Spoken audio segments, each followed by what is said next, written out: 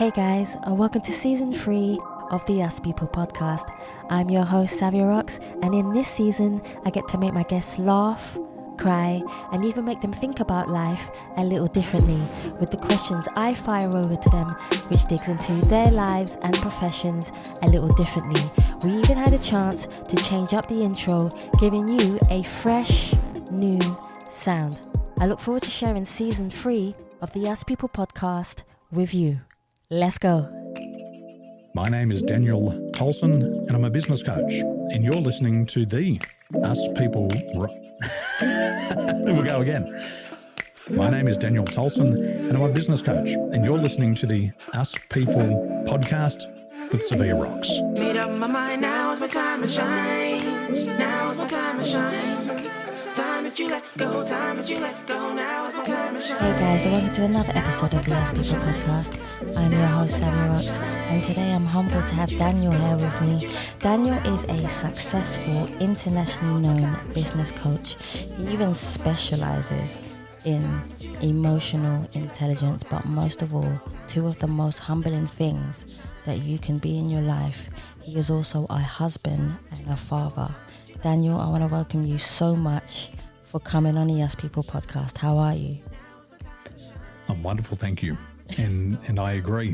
One of the most important things about my life is being a father and a husband. And I was riding my bike with my 4.5-year-old boy today. Ooh. And we stopped and we're looking over the beautiful river. And he said, Bubba, he said, am I your best friend? Aww. And I said, absolutely. And I said, you're my best friend. And he just gave me the biggest smile. See, those things are priceless. Those things are definitely priceless in life. You can't buy that, and it's an investment. I believe our children are one of the greatest investments we can ever have. See. And what a brilliant way to start the show with that alone. Thank you so much, Daniel. So the first question I love to ask every single guest that comes on the podcast is, could you tell me about yourself, where you grew up, and how that influenced you to be the authentic person who you are today? I grew up on the western suburbs of Sydney. So my hometown is the last station on the track. So, when you got the train track and it just doesn't go any further, well, I'm the last station on the track, and you can't get any further in Sydney than where I live. So we are in a rural area. People on the road where I grew up on, I'd say maybe only 2 or 3 people have sold their properties in the last 35 years. Wow. And we're at the fringe of the suburbs. So I grew up on acreage. I was on 6 acres. We had a big creek down the backyard, and we had a lot of room to ride motorbikes. So in the summers, we would ride our motorbikes, we'd ride our push bikes, we'd go down to the river and would water ski and wakeboard on this river, stunning river, 110 kilometres long from the ocean to where we lived. And then in autumn, you'd have the deciduous trees, so all the leaves dropping off. And then you'd have these winters where you'd get -5 degrees in the water, and you'd go outside and the dog couldn't drink water from its bowl because it had been frozen over. And then you had a full season of September, and my parents have spent 35 years maintaining an English garden. So eventually I had my wedding in my parents' garden. So a very special place to grow up. That sounds beautiful. It is beautiful. And it's an interesting place because in the western suburbs, we weren't exposed to the city. Yeah. But we weren't inside the suburbs. We're on the fringe. So if I was going to go to school and I missed the bus, that was it. You couldn't go to school. There was one bus a day, one bus there, one bus home. And I remember my grandfather, he actually owned the local bus company. Hey. And he was tough.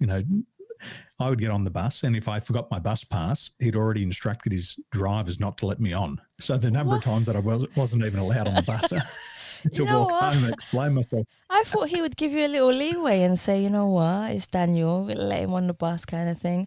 But I suppose he wanted you to learn and graft to understand that you have to be on time. But I suppose that made you who you are today in a sense.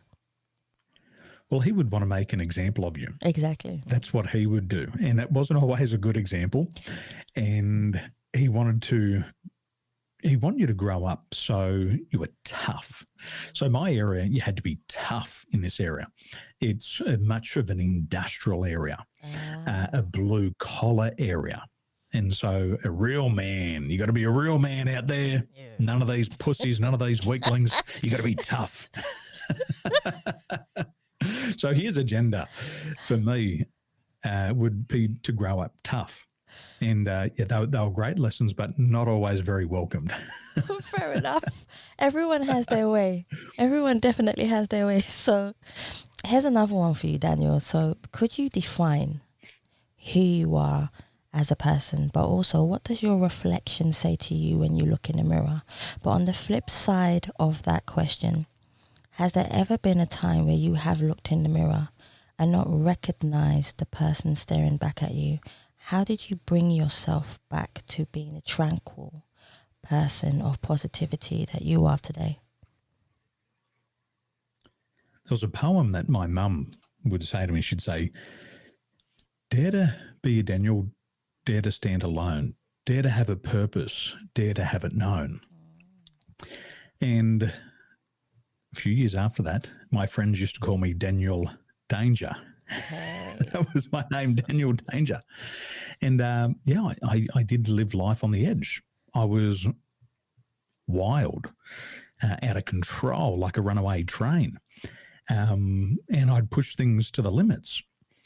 So I always was outspoken, and I didn't want to conform to the rules. I didn't want to be told what to do, albeit I would respect authority.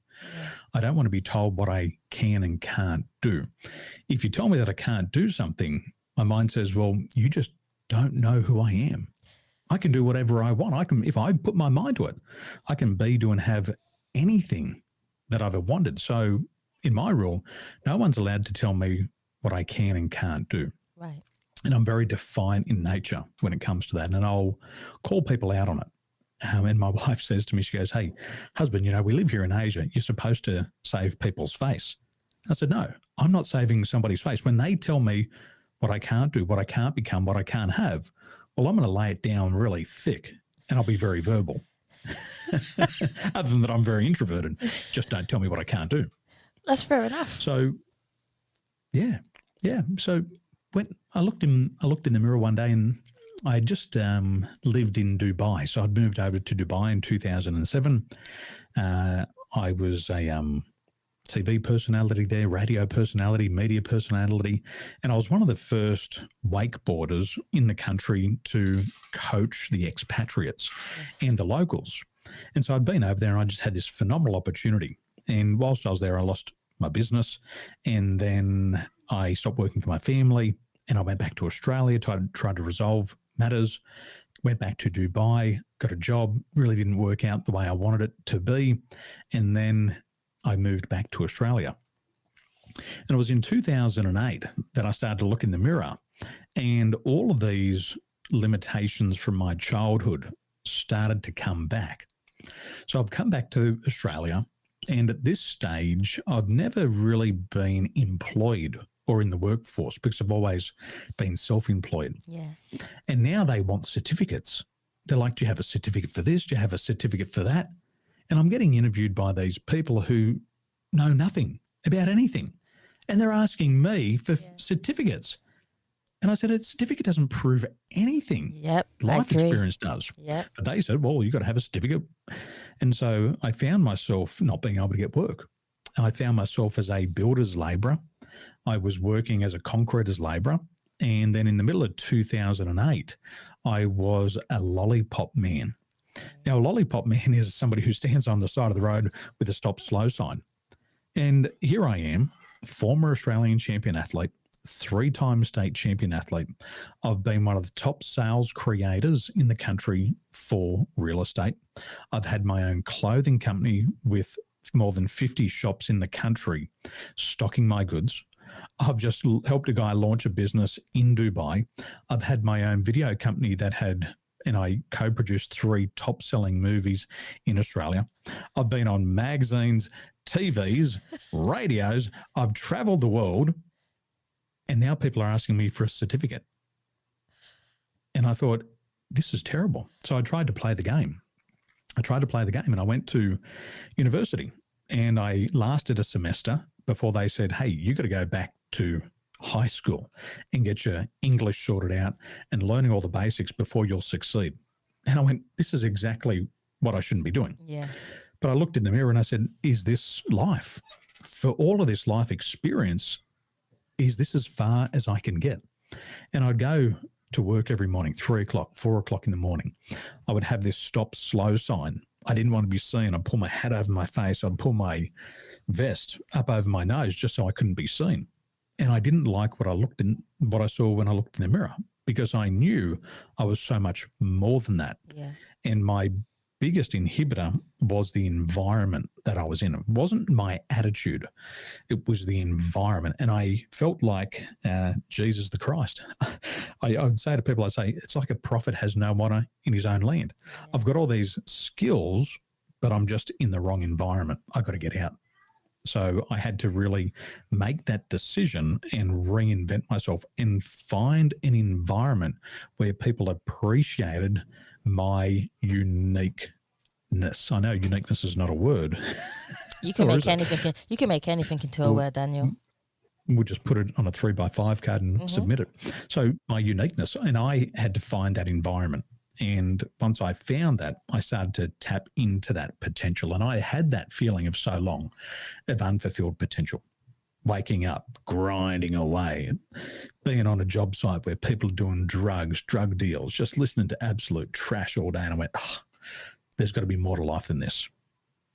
There definitely is more. But the other thing is, on the flip side of that as well, is that when you're around that energy, you don't realize that you're actually absorbing it as well, which I've learned. Even when you're on a train, someone bashes you or barges you, you're thinking, why do you feel funny? It's because you don't realize you've absorbed their energy. It's not you in any way. You could have brilliant energy. You could have authentic, good energy. But sometimes when you're in, like you say, when you're in that environment, you don't realize the energy you're taking with you, and it kind of destroys your soul in a way, because you're trying to run away from something that you just can't get away from. Well, we know it today, and I use different technologies in my business. We can measure emotions. Yes, you can. Emotions can be measured thousands of meters away from the body. And the emotions, the negative emotions, like anger and fear and guilt and shame, it's contagious. It's more contagious than COVID. I like the way you put the comparison. Oh man, I like that comparison. So let's talk about, you've got a few things that I do want to talk about here. So you've got your values, your vision, the problem, but you've also got your mission, okay? I want you to break these 4 down and explain to the listeners why you have chosen these 4 and what are the values of these 4 to you. That's a good question, and my values are always shifting. And I say that is because whenever we go through significant emotional events, things like COVID-19, it changes the basis of our personality. That's true. And so the values that you've got there from my website probably have very different meanings today because of the shift that we've had to go through over the last couple of years. So the mission remains the same. And my mission is to show 1 million business people how to unleash their full potential. That's what it's all about. My clients come to me and there's 3 things they want from me. They want to catapult their influence. Right. They want to accelerate their impact, and they want to unleash new income levels. And my clients in business, when they wake up in the morning, they say, I don't know where my next customer is coming from, and I don't know if I'm going to make enough money to survive. And so what I see here with my people is that it's not a strategy in business that holds them back. It's their levels of emotional intelligence that holds them back. And that's the problem that I want to help them solve. So you'll have to remind me, what are the 3 values I put on my website? Oh, come on, let's go. Okay. So your values is live your dream. Or live your dream life. Live your dream life. Yep. Right. Lead your people to victory. And leave a legacy. That's the one. Okay, well, they're the right ones because I only updated those recently. Hey! There we go. So it used to be, and that's why I say it used to be, have fun, make money. And so they were my values previous to COVID.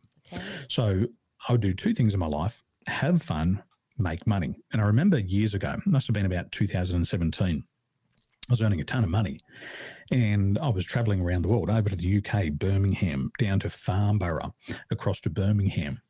And I'd come back to Australia and I was spending probably at least half the year away from my family. And my mum stopped me one day and she said, "Hey, how are you doing?" I went, "Yeah, I'm fine." She says, "Doesn't look like you're having fun." And I said, "How do you mean?" She said, "Well, you always said have fun, make money. Yeah. You're making money, but you're not having fun." Exactly. And she said, "Maybe you got to check in on your values." And my mum's one of my top students. She comes to all of my trainings. I went, "Oh my gosh, I've just been schooled by my mother." But she was right. And I started to look at my clients, and there was some clients in there who were paying a lot of money. However, they weren't fun to work with. So if we go pre-COVID, it used to be have fun, make money. And those values had brought me up to around about 2020. Yeah. Now, the 3 most important things now is to live, to lead, and to leave a legacy. So the first thing is living life on our terms. I don't want to be told how to live my life. I don't want to be dictated. I want to live life on my terms. Now, I look Aussie, I sound Aussie, and in Taiwan, they call me an egg. They say Daniel's white on the outside and yellow on the inside. Now, I'm allowed to say that because my wife's Taiwanese and my kids are mixed blood. I'm allowed to say that. I can't get in trouble for that. No, you can't. So as part of living life on my terms, I left my country when I was 21. And I went back for a while, but I really never felt that I fitted in. I felt that people really appreciated my unique talents more outside of my country. And so I've always felt at home outside of Australia. So for me, living life on my terms is I want to work the type of job that I feel is important for me. Yeah. I want to get up in the morning and feel good about what I'm doing. I want to work till 1 o'clock in the morning and not be told to go home from the office. My wife calls me at 2 o'clock and says, "Husband, come home." But I just want to do life on my terms. Second one is leading. Yes. And leadership is about getting followers. Mm-hmm. And I think there's so few people out there in the world today that are good leaders. And so I want to be a person that people can look up to and say, "I'd like to live life like Daniel. I'd like to follow my dreams. I'd like to challenge myself. I'd like to get out of my comfort zone and take risks. Yeah. I'd like to be able to speak without the fear of rejection or judgment or criticism. Yeah. And I would like to do it how I want to do it." So I'm going to lead my people. And I say to my followers, I say, "Look, I'm going to part the Red Sea for you." And when I part that Red Sea, I'm going to take you to the promised land. They said, "Well, what's the promised land?" I said, "Well, when we get there, you're going to catapult your influence. You're going to accelerate your impact, and you're going to unleash your income levels." So I'm parting the Red Seas. I'm getting rid of these problems and challenges and obstacles for them so they can become more influential. That's what I want for them. And that's leadership. And in my client's life, what leadership is for them, it's for them to get followers. It's to find other people on the same mission as them, to come and play in business and say, "Hey, come and have fun over here and unleash your full potential over here." And then it's also about legacy. And one of the beautiful things about what I do, each of my clients are my legacy. So when I sit here on social media and I see them celebrating all their wins, I say to myself, that's my legacy. Yeah. It's another successful client. Somebody's read my book. They've applied that idea. That's my legacy. I look at companies in Australia who are following my ideas, and every time they employ somebody and that person becomes successful, I say, that's my legacy. And I believe that our careers and our businesses are our legacies. And the clients who come and work for me, they understand that. They understand that every customer's life that they touch becomes part of their legacy. I love that. And that's what I want. So you've got the 3 latest values: live, lead, and leave. They're the ones. See, I love that. So break it down now, because you've done so much in your... People think we always have time. Time is one of the things that goes so fast, and you're right about enjoying it. You're right about doing the best that you can with the time that you have. But also, what is a day like in Daniel's life from when you wake up in the morning? Because we were just talking about that just before we started the podcast, in the sense of our time differences, where I started at 5 o'clock in the morning and it's already evening where you are. What is a day like in Daniel's life from when you wake up in the morning to when your wife is giving you that phone call saying, Daniel, come home? Come home. Let me pick a day from last week. Okay. Last Monday, let's say last Monday, Okay. I would have got up at about 7 in the morning. And my daughter would have come in and woken me up, and she would have said, Dad, it's time to walk me to school. So I'd get up at around about 7 o'clock. I had breakfast with my wife, my son, and my daughter. And then at around about 7:30, my daughter and I, we walk to school.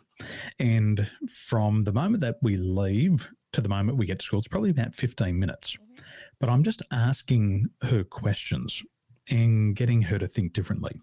So I ask her, I'd say, sweetheart, I'd say, what do you got on today? And she'd tell me her classes. And then I'd say, what do you want to achieve today? And she'd say, Dad, I really want to get this result in my exam. I want to get a 95 or a 100. And I'd say, well, how would you do that? And then she'd say, well, Dad, I'd have to concentrate. I'd have to really think through my questions, and I'd have to respond. And I'd say, oh, that's excellent. And I said, well, how do you become a success?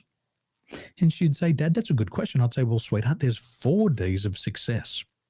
First of all, you've got to have a desire for what you want. And I say, how bad do you want this score of 95 or 100? She's like, I want it so bad. I want to be the best. I'm like, good, that's desire. I'd say, secondly, you've got to make a decision. You've got to make a decision that you're going to be the best that you can be. And she'd say, Dad, I don't want to be second. I want to be first in the class. I'm like, that's a girl. Make that decision. And then thirdly, we'd talk about discipline. And I'd say, well, have you done your daily disciplines?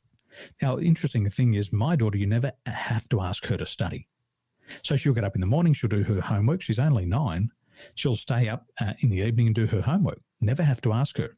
And she's like, Dad, yep, I've done all the preparation. I said, well, if you've done your preparation, then you should feel very confident about going into the exam. Yeah. Now, the importance why I mention this is because all learning and recollection of information is state dependent. So if you're feeling confident when you're learning, and then you feel confident when you're recalling, it's easier to bring all of that information back into the conscious mind, because the information stored at an unconscious level comes back up to the consciousness. So I'm getting her into that state of confidence, knowing that she can succeed. And then we talk about determination. I'd say, sweetheart, well, the 4th principle of success is determination. And you've got to be able to see things through to the end. So you've done your study. Now you've got to do your examination. And now you've got to wait for the results. Have you done everything? She's like, Dad, I've done everything. So we do that and we talk, and then we get to school and I'd say, sweetheart, tell me, what's the best thing about you? Because I want her to remember all the good things. Now, I don't know what her teachers say to her during the class. I don't know what other students say to her. I can only help her prepare herself for a day at school. Yeah. And I'd say, what's the best thing about you? She says, Dad, I'm a very angry person. What? She said, I'm a very angry person. I'm very angry. And now the interesting thing about this, it's emotional awareness. Yeah. Now, what happens is when you tend to have more anger, you're very competitive. See, she just wants to win. She wants to be the best. That's true. And so she's understanding that, yes, there's anger there and frustration. And then she said something interesting. She's like, well, Dad, although I'm a very angry person, if somebody needs help, I can't not help somebody. She has compassion. So she goes, if there's somebody in need, I've got to help them. So by the time she goes into school, I've already had my first coaching session. I just coached my daughter to success. I walk home, I hop on the emails, come home, chit-chat to my wife. I do my vocal exercises, so I warm up my voice. As a business coach, my instrument is my voice. Yes. And it's one of the most important things. There's 3 things that I have to become good at in my role. I've got to be able to speak, sell, and coach. Now, the interesting thing about the human voice is 38% of your communication is your tonality. 38%. And only 7% is the word. Yes. So I work on my voice. I come home, I go through my coaching sessions, and then last Monday night, I delivered 150 scientific case studies into 150 leaders in Malaysia. So 150 leaders in Malaysia, all business owners and people from America as well. I had doctors in my program last week, lawyers in my program, $1 million business owners, and they had completed what's called a Hartman's value profile. The Hartman's value profile measures their ability to make decisions in their life. Okay. So I had 150 people in that program, and then I coached 150 people through to success. So I had doctors in my hot seat, which hot seat means I bring them on to the virtual stage and I coach them through these scientific reports. So after that, I spent, I think, about 2.5 hours coaching 150 people. And then I would have had another podcast. I would have edited a couple of videos, and then I would have gone to bed at 1 a.m. in the morning and still not tired, because I'm living life on my terms. Yes. I'm doing what I want. I've started early. I can start as late as I want, and I'm still energized. So that's kind of what a lot of days look like for me. It sounds pretty cool to me. And you, like you said before, you sound energized in what you're doing. So it sounds fulfilling for you, I think also. And I think that's why you're going to bed energized, because you woke up and you had a determination of what you wanted to do and what you wanted to achieve, just like what you did with your daughter. So she's becoming a protege of you in a way, but she doesn't even realize it necessarily yet. But you're fulfilling her destiny in a really positive way, which is a beautiful thing. I wish more parents did that, because this is the first time. I heard her the other day. Yeah. My wife was talking about something, and my daughter stopped and said, "Mum, that's just a limiting belief." Yeah. And then we've taught her some of my techniques, and I can hear the language patterns that come out. And she said to her mum the other day, she said, "Mum, what are you anxious about? What specifically?"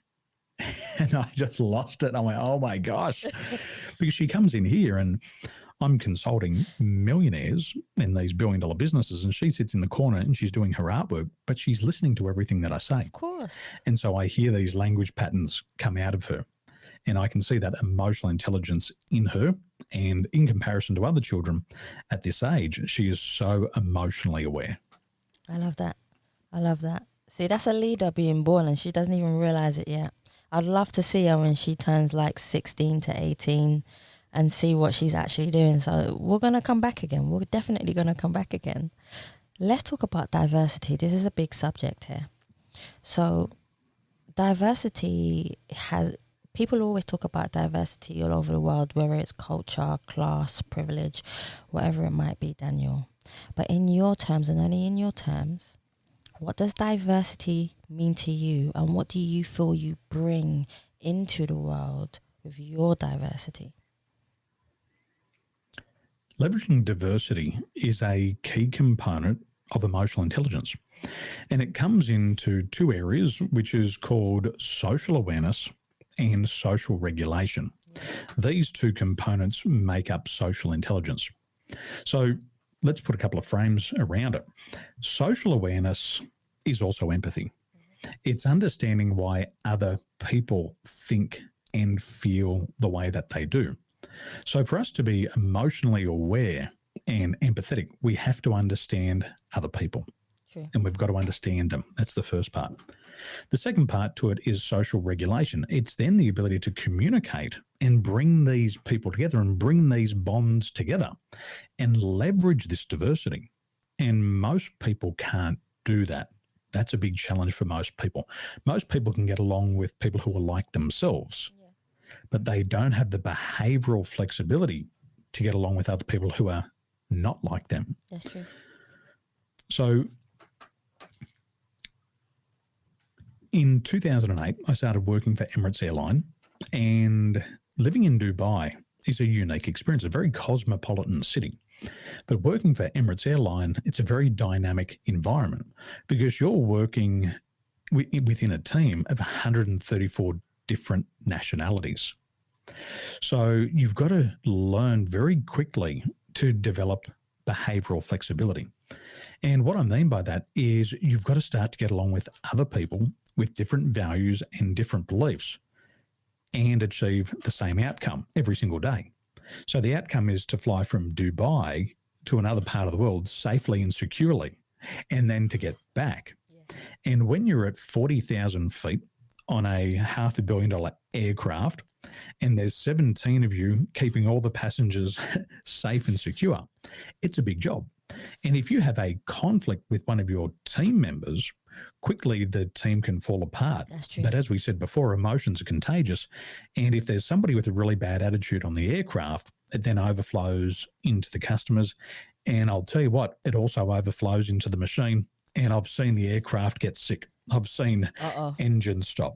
I've seen electrics go out. It's amazing what happens when emotionally charged people get onto an aircraft. Yep. I've seen it all. So leveraging diversity. Through this experience, the first thing that I learned was I had to respect other people's models of the world. That's true. And to be able to respect somebody's model of the world, you have to get inside it. And you've got to be able to walk a mile in that person's shoes. I've got to understand your beliefs, and then I've got to try these beliefs on myself. I've got to be able to look at you and everybody else without my own biases, without my own judgments. So I had to learn to respect other people's models of the world. I then had to learn to build rapport, because what I've learned is that if you can develop rapport really quickly, then nothing's impossible. Everything is possible in the presence of a good rapport. Yeah. However, if there's no rapport, people will never take on your suggestions. If there's no rapport, people will never answer your questions. So I learned about rapport. Also learned about communication. I also learned that the meaning of the communication is the response that you get. So a great example was I was a co-leader of this team of 17,000 cabin crew. I'd be given 17 new crew to lead every single day. These people I didn't know. You get 17 people that you've never met before. Everybody's in the same uniform, but you've never met them before. And then you get 400 customers you've never met. And so my job was to be able to communicate. And so I was in business class. We had 42 customers. I had 2 cabin crew from Australia on the left-hand side of the aircraft. I had 2 girls from China on the right-hand side of the aircraft. I gave them the exact same briefing, the exact same instructions, and I got 2 totally different outcomes. See? Now, the first thing that an emotionally disabled leader says, "Oh, what's wrong with these people? There's a problem. They're not listening." But an emotionally intelligent leader says, "Perhaps I didn't communicate clearly." Exactly. So I brought my people back in. I gave them the same instructions, and they went out and they made the mistake again. Now, once is a once-off, but twice is a pattern. And a emotionally disabled leader will say, there's something wrong. They're not listening.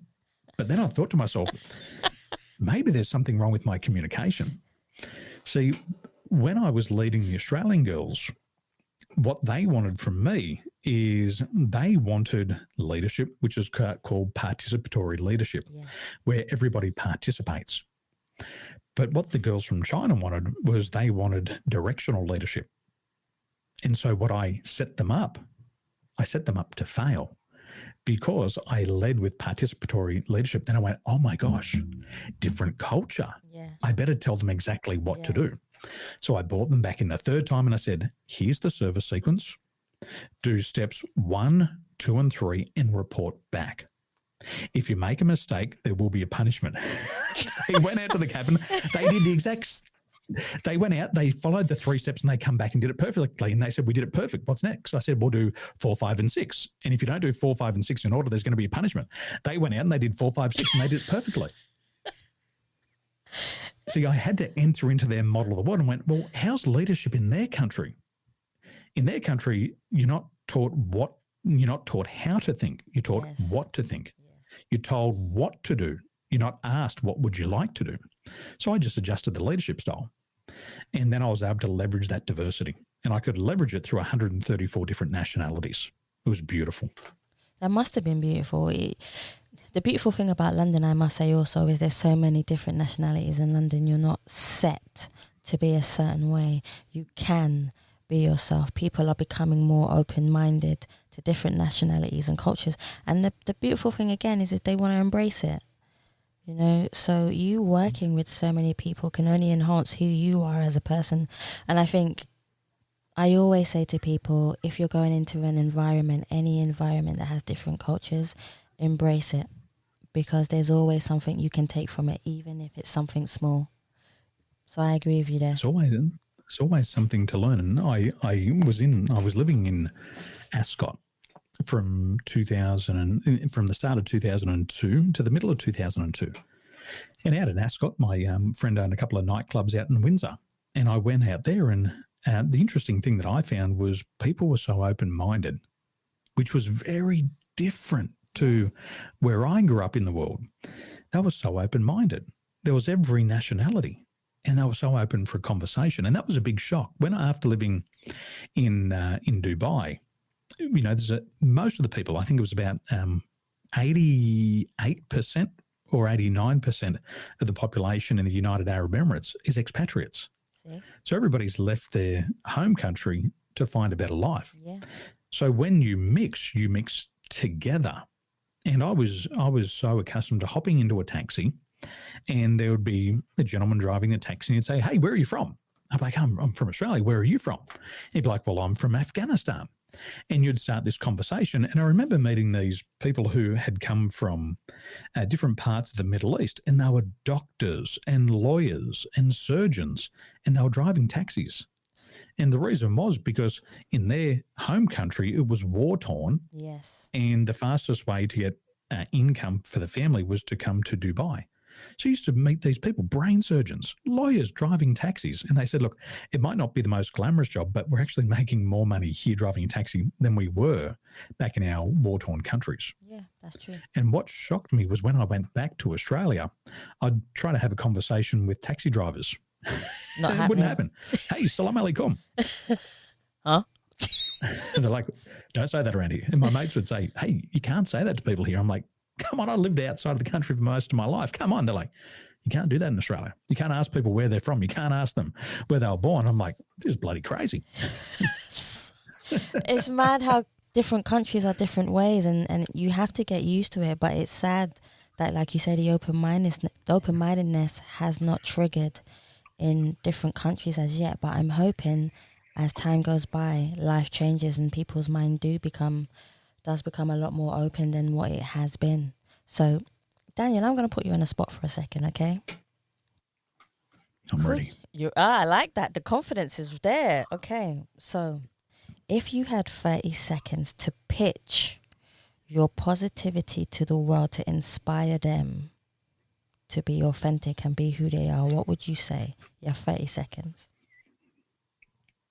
If I had 30 seconds to inspire the world with my positivity, this is what I'd say to them. You know that feeling that you get when you look in the mirror and you don't like what you see? That's the problem I help people solve. And if you'd like to look in the mirror and like what you see and feel confident, I can help you get there faster. Now, what that normally does is it triggers people emotionally. People are 100% emotional. And all the people who say, hey, I want to solve that problem in my life, they quickly raise their hand. And I said, well, you who raise your hand, you come over here. Everybody else, you stay over there. And I'll talk to these people because those people are ready to drink from the cup where the others aren't.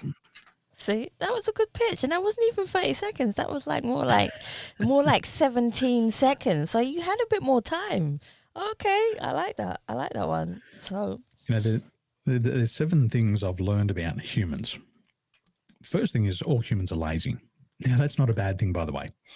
Laziness is the mother of invention. I used to drive a car that had no cruise control. The last car I bought had cruise control. I'll tell you what, cruise control is much better. I'm lazy. I don't want to shift gears. All humans are greedy. And greed is not a bad thing. Greed is positive. I want more for my family. I want better healthcare for my family. I want better food for my family. I want better opportunities. There's nothing negative about that. Humans are greedy. The third thing about humans is all humans are ambitious. Yes. Everybody wants to perform at their best. And there's a statistic that about 84% of the adult population have a feeling of unfulfilled potential. That's true. It's that same feeling when you look in the mirror and you don't like what you see. You feel unfulfilled. The other thing is that all humans are selfish. We all want more for ourselves. We want more money. We want more time. We want more love. None of that is negative. All of us are vain. My mum said, Daniel, when you grew up, all you used to do was look in the mirror. That's right. I said, I still do. My daughter does. Now, I thought that was a bad thing, but I would look in the mirror because I'm trying to figure out who I am. And if I can learn something, if I can acquire a new skill, a new piece of knowledge, if I can work on my mental attitude, then I'm going to look better in front of my peers. That is true. I agree with that. That's a positive thing. All humans are impatient. All of us have a need for speed. None of us want to wait. It's like when you're looking for that love of your life. Can't it just happen now? Do I really have to go on these 100 dates? Do I really have to kiss 100 toads? No, I want the relationship today. Come on. And then all humans are ignorant. All of us are ignorant, and we don't know what we don't know. Yeah. Yeah. Sometimes we don't want to know either. I think that's another thing as well. Well, they say ignorance is bliss. Yeah, well, it definitely is. So when I say to the world, you know, that feeling that you get when you look in the mirror and you don't like what you see? Well, all the people who have felt that way respond. And I also believe that you can lead a horse to water, but you can't make it drink. That's definitely so when I speak to people, I just speak to people who say, yes, I'm aware of this problem, and I don't try to convince anybody else that they're feeling that today. Yeah. Because if they're not feeling it today, they're not feeling it. I'm not going to try to convince you that you are. But one day when you go, oh my gosh, I looked in the mirror and Daniel said I wouldn't like what I saw. Oh, today's the day. Cool, Daniel. And then they listen. It'd be cool, Daniel. Let's talk about clarity, communication, creativity, courage, choice, contribution. How do you feel like these are a huge part in business? But also one of the things that I also want to talk to you about is a lot of companies are very stress based. I wanted you to talk to me about all these points that I've just said to you, but how can we implement them so that they are less stress based in a business? You've got to have clarity of mind. That's very true. And to have clarity of mind, you have to be free from negative emotions. Yeah. If you become overly emotional, you'll have an emotional hijack and you won't be able to think. The thinking stops and then you start to act without thinking. And all action that precedes thinking leads to failure. So you must have clarity of mind. And so all of us have to release our unresolved negative emotions. If you can't be free from your unresolved negative emotions, then the decisions that you make will turn out to be wrong. And people have to really understand this. All of us make decisions in our right brain. Yes. And it's also the place where we process emotions. So if I'm trying to make a decision about my future and I have a fear of being taken advantage of, I'm not going to ask for help, because I'll be so afraid that if I ask for help, somebody's going to take advantage of me. It's an emotional problem. The second thing, maybe I want to speak my truth. Maybe I want to stand up in the boardroom and say, you know what? This company is unethical. You're taking backhanders. What you're doing is not sustainable. True. Now, if I fear judgment, it's an emotion. If I fear judgment, I won't stand up and speak my truth. So I'll sit there and I'll feel conflicted internally, because I'll be taking this money from people that I don't agree with. Now, when we experience a lot of conflict in our life for an extended period of time, it leads to cancer. Conflict leads to cancer. So again, we've got to have clarity of mind. We've also got to have clarity about where we want to go in our life. Now, if I want to go over here, but I am afraid to leave my comfort zone, I want to stay right where I am. Yeah. And that's painful, because everybody knows their super life is outside of their comfort zone. That's true. And then fourthly, if I have a fear of trying and failing, then what will happen is I'll say, this is what I want, but I'm so afraid to try and fail. Then you start to doubt and second guess yourself. And again, you're internally conflicted. You have a conflict between your head and your heart. My heart really wants to do this. It's going to make my heart sing. If I just do that thing, I'm going to feel so good. And it's like when I'm awake at 1 o'clock in the morning, I don't want to go to sleep because my heart says, Daniel, this feels good. Can't we just do it for another hour? But most people are conflicted between the head and the heart, so they never achieve clarity. And we have 3 brains. We have a head brain, Yes. a heart brain, and a gut brain. And most people don't listen to their gut instinct anymore. They shut it down. They do it through foods. They drink alcohol. They drink too much acidic foods and drinks, and it shuts down that brain. So a lot of people are internally conflicted and they can't achieve clarity. So we've got to get clarity on where we want to go. That's so important. If we don't have clarity, then we send out inconsistent messages. Yeah. And these inconsistent messages are between what you say and what you do. And most people, they talk shit. They say, I'm going to do A, B, and C, and they do nothing. I remember there was an ad on Australian television years ago, put your money where your mouth is. Mm-hmm. Talk's cheap. It doesn't matter what you say, it only matters what you do. And so we've got to get clarity of mind, and then we have to do what we say we're going to do. I like that. And if we do that in business, there will be no problems with ecology. I like that, Daniel. So that's clarity. I like that. What was the second one? Clarity. There's quite a few. There's courage. I think that's a big one. Yeah, courage is a big one. Look, I know a lot of people won't like what I'm about to say, but it's my truth. Mm-hmm. There's a lot of people on the planet today who don't have the guts to do things. No, I think you're talking truth. It's easy to be an armchair warrior. It's easy to be a backseat driver. It's easy to be one of these trolls on the internet. It's easy. But it takes a lot of guts to go and chase your dreams. It takes a lot of guts to do business. It takes a lot of guts to back yourself 100%. And what I find is that if everybody just had the guts to do it, they'd bloody surprise themselves. See, our DNA, what we're made of, you can stretch it out from where we are today to the sun and back 300 times. That's what you're made out of. But we use less than 2% of our potential in this lifetime. That's true. And it's if everybody just had the guts to try something new, the guts to try and fail and learn and pick themselves back up again, then we would live in a different world. You know, when I grew up, I didn't have the knowledge that other people had. Everybody learned easier than me. And so whilst everybody was learning, I just had to throw myself at everything that I could possibly throw myself at.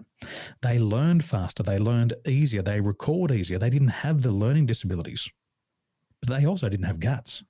I was the person who had the guts and was just willing to try different things. Daniel Danger. Yeah, I'll give it a go. Let me try it. I don't care. I don't care if I fall down and fail. I'm happy to give it a go. See, but that's most probably one of the reasons why you succeeded. I find that people who have learning difficulties, like I do myself, because I have dyslexia. So for me, I'll go harder and I'll work harder and have a different work ethic compared to my peers who will be lazy because they know that they can learn easier and absorb like a sponge. Whereas myself, I will stay up like 2:00 in the morning and wake up at 5:00 in the morning because I know what I want to achieve and how I want to achieve it. And although it may take me a little bit longer, I want the best results. And that's how everybody else is different. Everybody works at a different method in their life, and I understand that. But for me, that is my method. My method is going in hard and doing my best to achieve my goals, just like maybe yourself. Well, they say courage is the foremost of all the virtues. That's true. That is definitely true.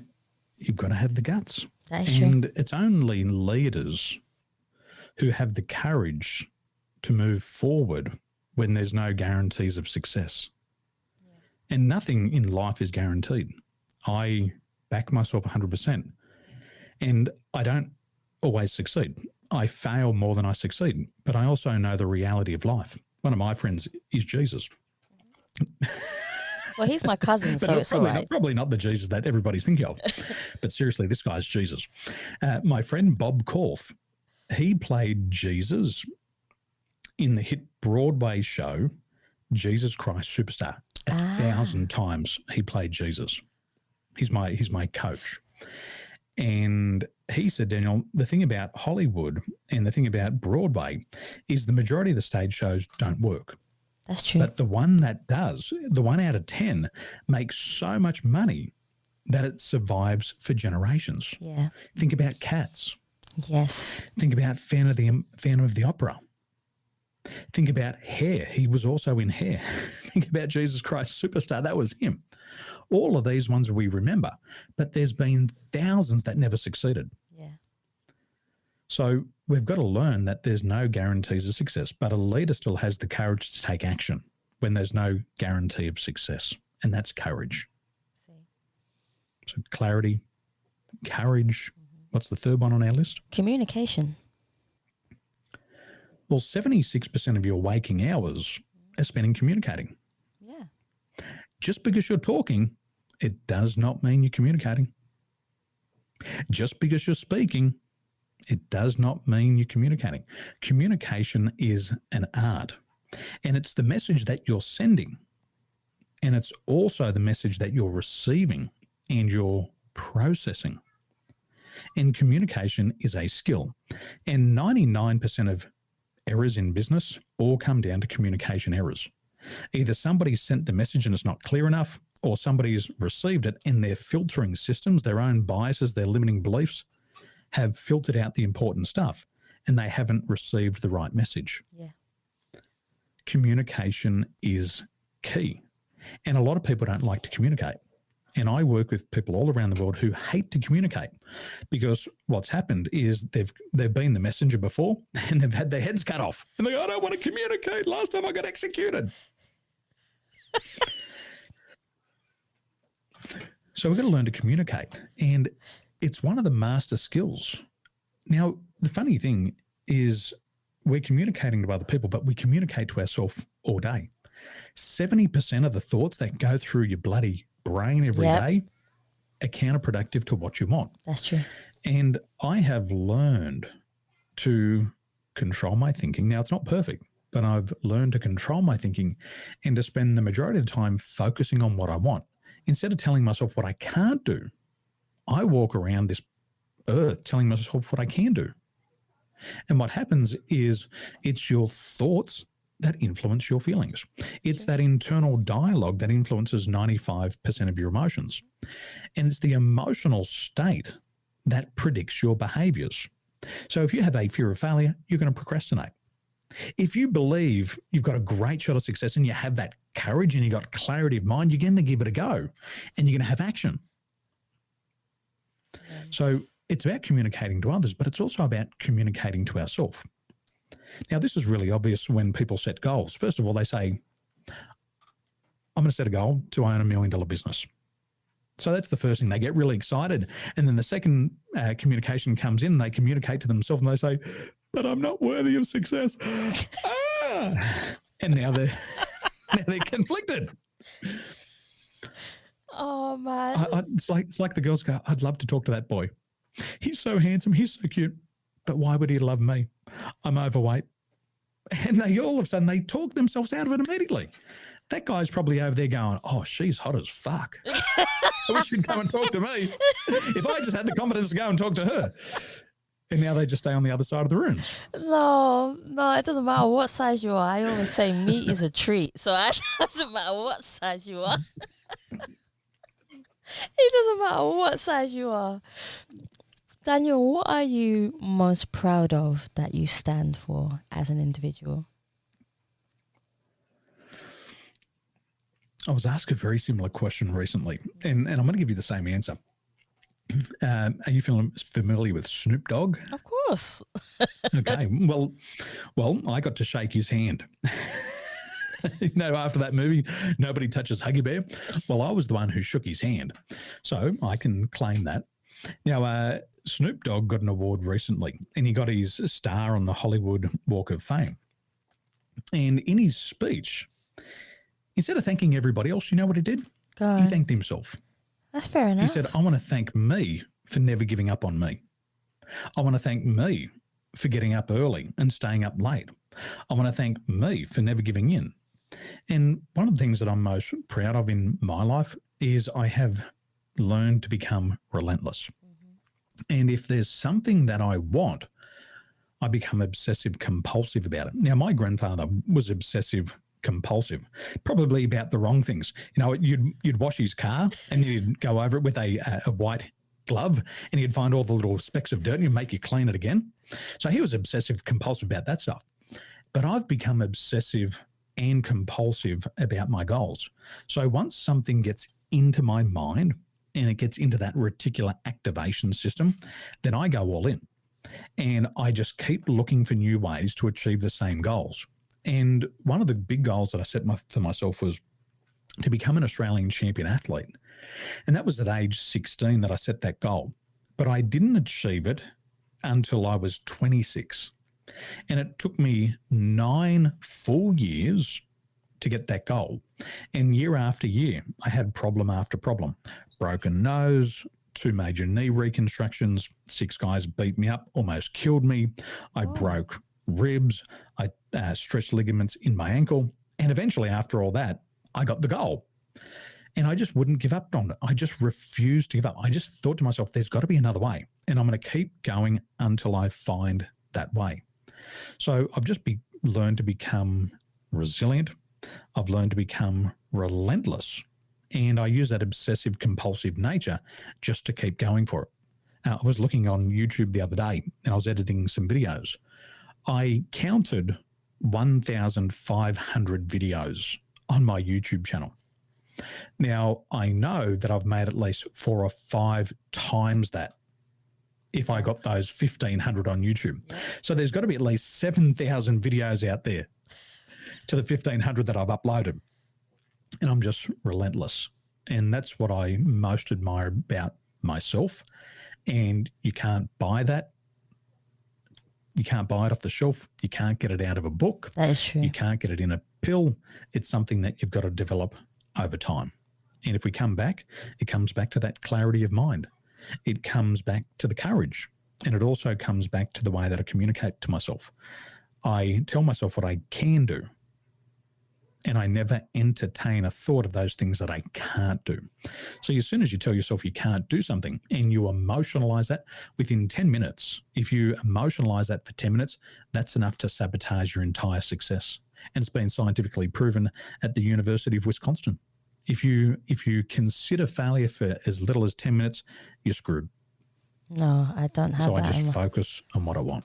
I think when you have the wrong people around you, like for example, when I was younger, I believe I had the wrong people around me, which they don't understand your journey. Your journey is for you, and I learned that. I had to take them out my life so that sabotage didn't set in my mind. Otherwise, I don't think I would be at the place where I am today doing what I love doing, which is talking to people. I always say to people, if you feel a negative energy around you and there are people trying to sabotage your journey or your dream of life, you have to let go of them. Sometimes it can be hard because sometimes it's even your family, and those are the worst at the best of times. But you have to learn to let go, and when you do let go, there will be this form of relief, and it's an energy. Everything is energy. Us speaking, us moving, whatever you're doing, it's all energy. Once you learn to let go of that, your life will take a different form, and you will start to see yourself pushing yourself forward. And then that 10 minutes, which you were just saying, Daniel, will no longer become 10 minutes of you trying to sabotage yourself. It will become 10 minutes of you trying to push yourself to a great place. So I understand where you're coming from with that. That makes so much sense. We've got to think through these things. Our physical environment is very suggestive on our unconscious mind. And we say, if you hang out with 5 losers, you're going to become the 6th. Because the emotions are contagious. It's impossible to turn your attention down. See, when you sit in a room of people and they talk about all the things that they can't do, if you're just in the vicinity, in the earshot of that, and you don't challenge what they're saying, then your unconscious mind accepts it as truth for you. Yeah. So I'm a very spiritual person, and I love to live in Taiwan, and you'll get this, a lot of people don't. They're like, why do you like to live in Taiwan? I said, because it's loud. You're loud. So there's thousands of people around, I can't hear a thing. And they go, what do you mean? It's loud, but you can't hear a thing. No. So, well, think about it. It's loud. You know, our population density where I live, 14,000 head per square kilometre. Where I grew up in Sydney, outside of Sydney, there was like 4 people on 6 acres. I'm like, it's loud here. But I don't understand a thing. They're like, what do you mean? I said, well, I didn't learn the language. Oh, why didn't you learn the language? You should learn the language. No, I don't want to learn the language, because if I learn the language, then I have to listen to people's bullshit stories. Exactly, yeah. That's true. And if I'm hearing their bullshit stories and I'm not challenging every single one, then they're going to impact my mental attitude, my mindset. And that's all I have in this life. I have my attitude. Everything else is a reflection of that. And I have to preserve and protect that. And if I live in this environment where I can't understand the language, then my mindset and that spiritual part of me isn't negatively impacted. Yeah. And so it's much better for me than living in a English-speaking environment where I have to be in earshot of all of people's limitations. Now, I'm not judging them. That's their limitations. That's for me. But if I fail to protect my mindset, I'll absorb it and it'll become mine. Yeah. So by living here in Taiwan, I'm very selective with who I spend time with. And when my clients come to me, they're coming to me because they want success. And they talk to me about their challenges because I need to know what they need to overcome. I'm happy to listen to their challenges to help them overcome it, because that's my duty, is to help them overcome that. But I'm not putting myself in an environment where I'm subjected to this negativity, which is beautiful. So when I walk my daughter to school in the morning, it's me and her. Yeah. It's just 2 beautiful people having a positive conversation. And I get to influence what goes into her mind, and it's positive, rather than the outer world imposing limitations onto her. And that's why I love to live here. Very spiritual for me, that mindset. And there's one thing that all of us, and we just spoke about this in pre-show, the number thing that all of us want is peace of mind. Yes. And peace of mind is being free of any mental or emotional interference. See, I was going to actually ask you, when was the last time you felt totally at peace? But I'm sure you're going to give me the answer. Oh, it might be right now. It might be with your daughter. It's interesting. I'm at peace, but I'm also conflicted. Because my peace today is great, but then I've got to leave this comfort zone. And so I live in a world of contradictions, and I'll say to my wife, we've got to imagine that we're going to live forever. And that's a beautiful thought. It's a beautiful thought that we can live together. However, we also have to consider that our life could end today. And when you can hold both of these dichotomies in your mind, then you find peace. Yeah. But you've always got to challenge this. So one of the things that I believe in is being prudent. And being prudent is being able to handsomely provide for your family. Yeah. And so what I've done over the years is to work on my income earning abilities so I can provide for my family. Over the past 12 years of being in this business, my wife has been by my side and she's been building it. And I said, wife, I could die at any time. And I also have to accept that I could die today. And so what I want to pass on to you are my skills so that should something happen to me, you can care for this entire family with your skill set. And she goes, I hate you saying that. I say, it's a reality. Yeah. And I'm at peace with that because I might live forever and I want to. And I could die today and I'm ready because I'm on that journey. You know, if I died at 2 o'clock in the morning, but I just finished work at 1 o'clock, I'd say, thank God I'm ready to go. I've just had another beautiful day. I'm good to go. But the conflict is I always want more. And the challenge is during COVID is that in many ways I've felt restricted to be able to do what I want because my physical reach has been limited. So finding new ways to achieve those goals. So at peace and conflict all at the same time. No, I like it because it brought a sense of resonance to me because I never actually thought of it that way. For me, I always wake up and the first thing I do is I say thank you, which is a manifestation. Or, you know, and it starts your day off. And when I'm walking down the road, nobody knows this, but I don't mind saying it. I don't mind saying it. When I'm walking down the road, each step I take, I say thank you with it. I clear my mind and then I say thank you, thank you, thank you, thank you. And sometimes by accident, someone would say hello to me, but because I'm concentrating on thank you, thank you, thank you, thank you, I accidentally pass and then realize, no shit. Oh. But it's funny because when you have so much gratitude in your heart, it's just a natural thing for you. And I think, Daniel, what you're doing is awesome. I have just a few more questions for you, and one of them being, if you had one song that you could choose, which is the soundtrack of your life, what song would you choose and why would you choose that particular song? Gee. I got Daniel. For me, I got him. when it comes to music, I'm probably the worst person in the world for music because my soundtrack. Hey, it's unique still to probably you. Comes off the 8 Mile M&M. Listen, it's fine. Soundtrack. Listen, it's fine. So, I'm trying to think of the name of the song because I've got this remix and I listened to it on YouTube and it's an Eminem remix and it's got all the West Coast and East Coast rappers on there. I wish I knew the name of the song.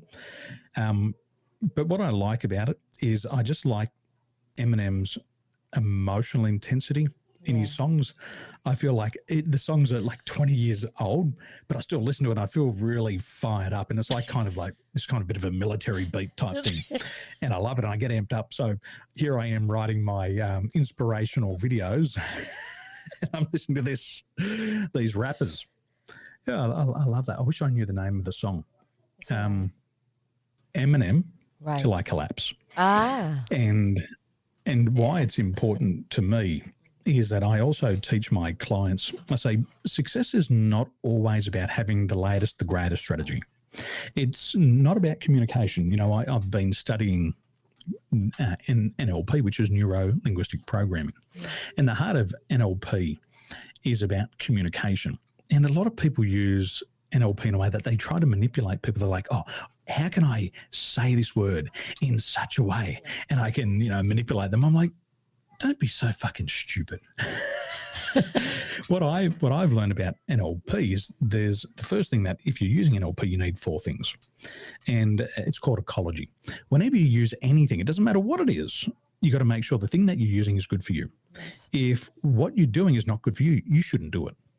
Secondly, you should be doing things that are good for your family. If it's not good for your family, stop it. Okay. You should be doing things that are good for your community. If it's not good for your community, stop it. And fourth thing, that anything you do today should be good for the planet.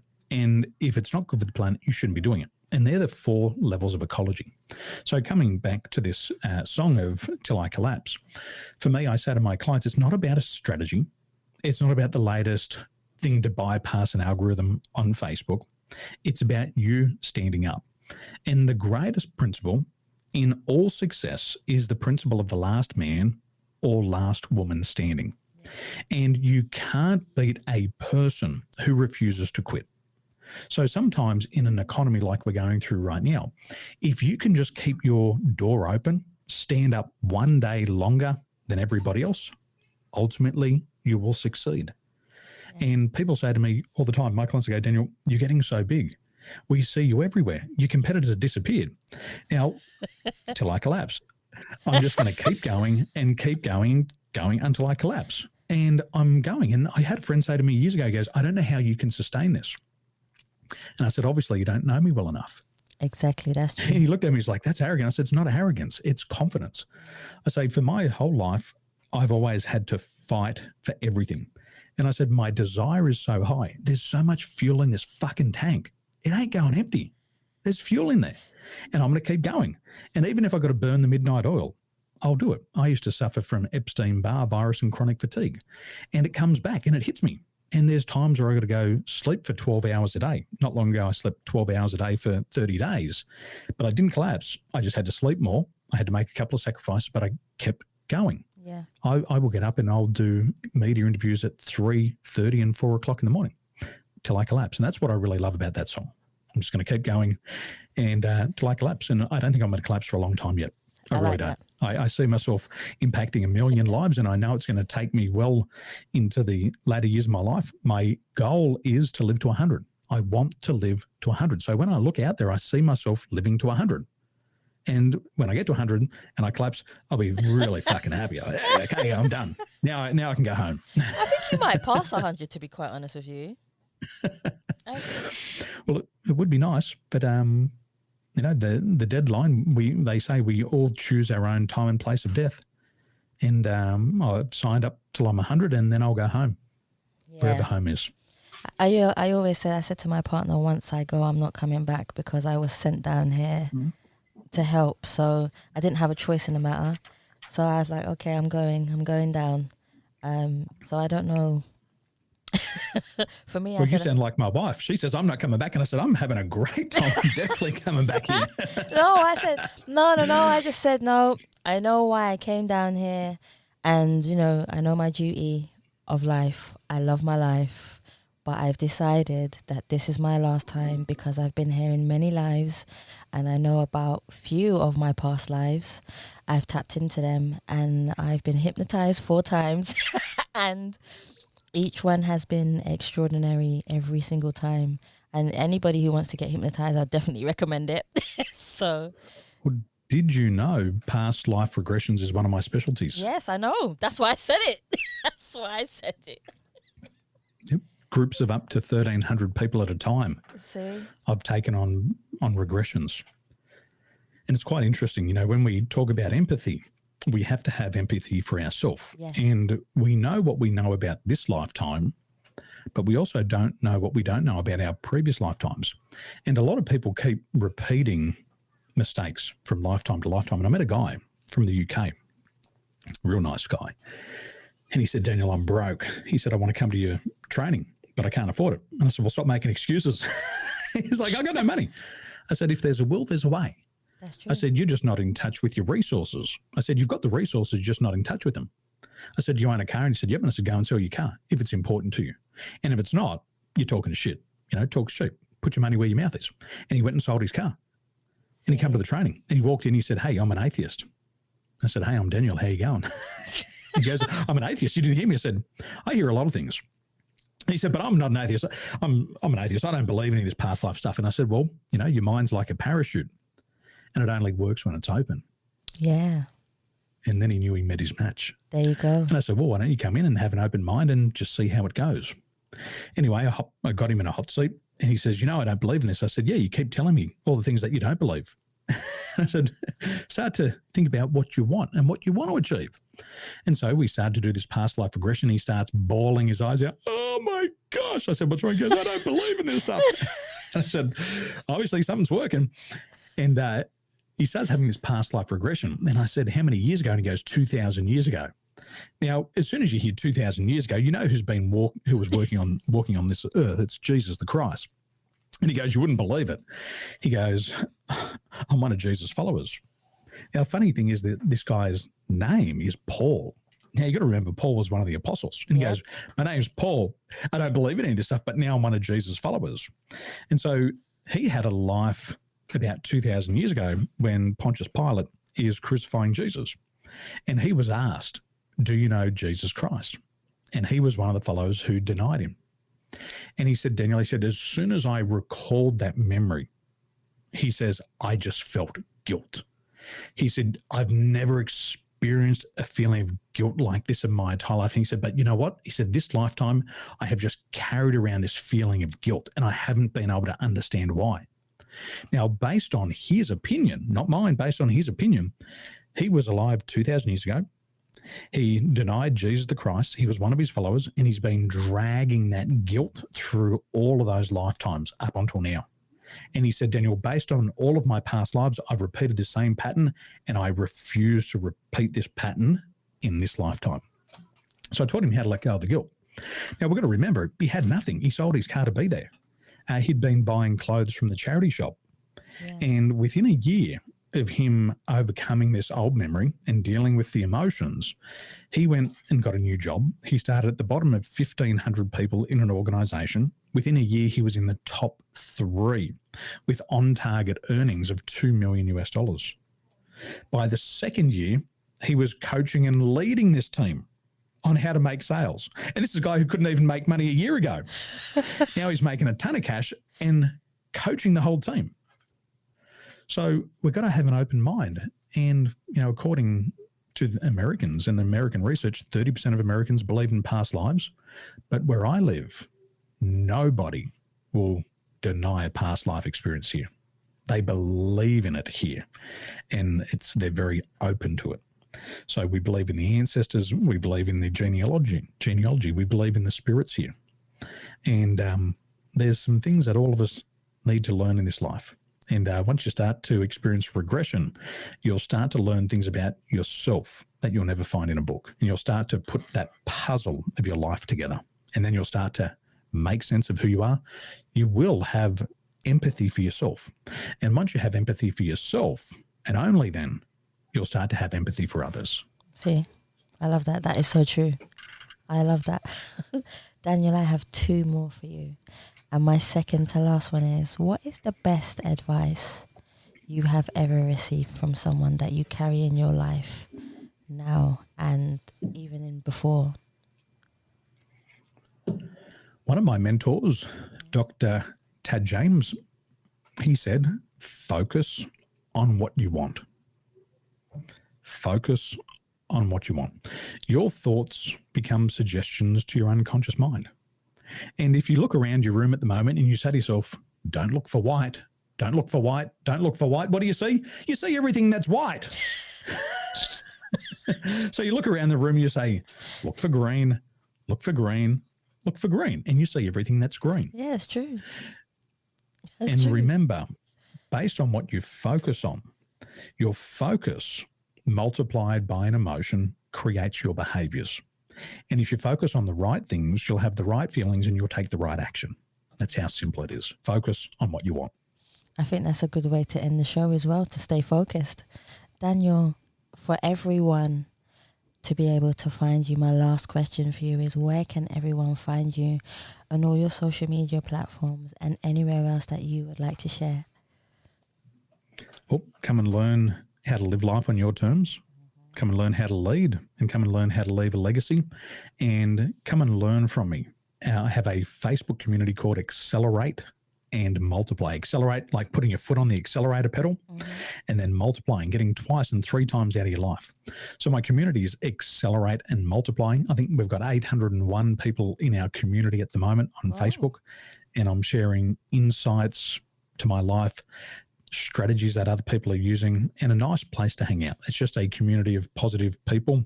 And like we said earlier on, if you hang out with like-minded people, you'll become like them. If you hang out with 5 losers, you'll be the 6th. Come out and hang with Accelerate and Multiply. You'll hang out with 801 successful people. You'll be 802. You'll be the 802nd successful person. Come and hang out with us. I like that. Daniel, I want to thank you so much for taking your time to give us your wisdom, your clarity, your passion for what you do, because it's rare.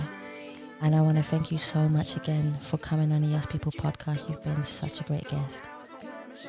Thank you so much. Always a pleasure. It's perfect. Guys, thank you so much for listening to the Yes People podcast. And please remember, you can listen and subscribe, but also leave us a review on Spotify, iTunes, Google Play, and any other platform that you prefer listening to. Please also follow us on Facebook, Instagram, and Twitter. And you can also donate to the Yes People podcast by simply going to the Savvy Rocks website or just typing in paypal.me/Us People Podcast. Guys, thank you so much for listening. Stay happy, stay positive, and as always, please continue to be kind to one another. Time to let it go. Now's my time. Now's my time. Time to let it go. Now's my time. Now's my time. Time to let it go. Now is the time for me to focus. Stop all that playing hocus pocus. Stop doing it yourself. You need a little help. This time I want to see you shining. I think You're a beautiful host. Thank you. Incredible. You're a great host. Well thought through, nice flow. Very much of a, not just a logical, but also an emotional order and sequence to take people on that emotional journey. One of the big differences with your podcast and a lot of others, I can see you've done your research, which is really nice. Now's my time to shine. Time that you let go, time that you let go. Now is my time to shine. Now is my time to shine. Now is my time to shine. Time that you let go, time that you let go. Now is my time to shine. Time to let it go. Now's my time. Now's my time. Time to let it go. Now's my time. Now's my time. Time to let it go. Now's my time. Now's my time. Time to let it go. You are your own worst enemy. Thinking too far, what's ahead of me? One day at a time. Just enjoy the ride. Open those eyes, see the light. Ignite that fire inside it. Let it breathe breath into life. Push all your fears to the side. Control your mind, it's all alright. Enjoy your life, the joy is mine. Commit to you, you got the tools. Everything you do, you make the rules. Sometimes you need